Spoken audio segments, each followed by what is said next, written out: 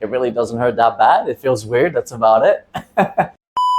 My name is Boris. I am from Perth, Western Australia. I came to the GLOJAS Clinic. I've come to the conclusion that this is the place I wanted to get my hairline done. The whole team was amazing. The doctor was here throughout the whole operation. Made sure I was happy. Any questions I had, she was right there for me, making sure I was okay. Day 3, I feel great. I have no pain. Actually, I had no pain at all for the whole procedure. People say online anesthetic hurts. Look, it really doesn't hurt that bad. It feels weird, that's about it.